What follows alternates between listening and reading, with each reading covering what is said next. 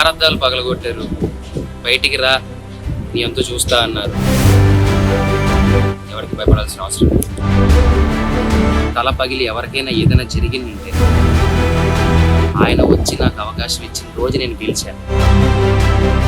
నన్ను, నా కుటుంబాన్ని రోడ్డు మీద నిల్చోబెట్టాను. మన ఇంట్లో ఆడవాళ్ళు మన పక్కన ఉన్నప్పుడు కొద్దిగా జాగ్రత్త వహిస్తే బాగుంటుంది. అందరికీ నమస్కారం. ఎలా ఉన్నారు అందరూ? Thank you so much each and everyone. ఇరు రాష్ట్రాల ప్రజలకి అందరికీ పాదాభివందనం. నన్ను ఇక్కడి దాకా తీసుకొచ్చారు. మీ ఇంట్లో ఒకటిగా నన్ను చూశారు.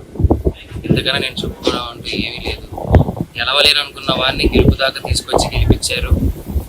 అంతకన్నా నాకు ఇంకా వేరే అదృష్టంగా నేను ఏమి ఫీల్ అవ్వట్లేదు. Thank you so much to each and everyone. And బాధాకరమైన విషయం ఏంటంటే అందరూ చాలామంది అడుగుతున్నారు. నేను దాని గురించి పెద్దగా అనుకోలేదు. ఆ బాధలో ఉండిపోయాను. చాలా బాధపడ్డాను.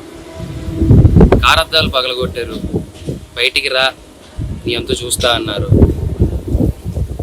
నేను ఒక్కడనే ఉన్నప్పుడు మీ ఇష్టం వచ్చింది చేసుకోండి, నాకేం భయం లేదు, ఎవరికి భయపడాల్సిన అవసరం లేదు. కానీ మన ఇంట్లో కూడా ఒక అమ్మ ఉంటుంది, ఒక అక్క ఉంటుంది, ఒక చెల్లి ఉంటుంది, ఒక భార్య ఉంటుంది. వాళ్ళు మన పక్కన ఉన్నప్పుడు మనం ఎలా ప్రవర్తించాలి అనేది కూడా మనం కొంచెం ఆలోచిస్తే బాగుండు అని నా అభిప్రాయం. అద్దాలు పగలగొట్టినప్పుడు ఆ అద్దం పెంకులన్నీ వచ్చి మా అమ్మగారి మీద పడ్డాయి, తేజ్ మీద పడ్డాయి. ఏమీ ఎవరికి కాలేదు కాబట్టి సరిపోయింది. అదే ఆ పెంకుల వల్ల ఏదైనా జరగరాని జరిగిందంటే, ఆ రాళ్ళ వల్ల తల పగిలి ఎవరికైనా ఏదైనా జరిగిందంటే నేను ఈరోజు ఎవరిని కోల్పోయేవానో నాకు తెలియదు.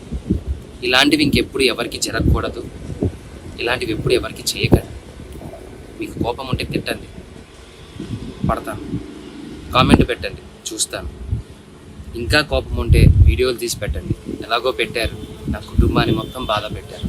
నేను ఏది పట్టించుకోవట్లేదు. ఎందుకు అంటే నేను నమ్ముకుంటే నా హీరో, నా గురువు మాస్ మహారాజా రవితేజ గారు, ఆయన వచ్చి నాకు అవకాశం ఇచ్చిన రోజు నేను గెలిచాను. నేను బయటికి వచ్చిందే ఆ గెలుపులో వచ్చాను. కానీ గెలిచి ఒక ఆనందంతో బయటకు వస్తాను అనుకున్న నన్ను, నా కుటుంబాన్ని రోడ్డు మీద నిల్చోబెట్టారు. అది చాలా బాధ వేసింది. పర్లేదు, నన్ను ప్రేమించే వాళ్ళు, నన్ను అభిమానించే వాళ్ళు ఉన్నారు కాబట్టి దేవుడు చల్లగా చూడబట్టి మా అమ్మకి, నా భార్యకి ఏం కాలేదు, నాకేమైనా పర్లేదు. మన ఇంట్లో ఆడవాళ్ళు మన పక్కన ఉన్నప్పుడు కొద్దిగా జాగ్రత్త వహిస్తే బాగుంటుంది. జరగరాని ఏదైనా జరిగితే కప్పు పోతే తిరిగి తెచ్చుకోవచ్చు, డబ్బు పోతే తిరిగి సంపాదించవచ్చు, మనిషి పోతే తిరిగి తీసుకొని రాలేమండి. ఇది గుర్తు పెట్టుకోండి. చాలా రిక్వెస్ట్గా అడుగుతున్నాను, దయచేసి ఇంకెప్పుడు ఇలా చేయకండి ఎవరి దగ్గర. Thank you so much. ఇప్పటికీ మీకు నా మీద ఏదైనా కోపం ఉంటే ఎక్కడ రమ్మంటారు చెప్పండి, వస్తాను, మీ ఇష్టం.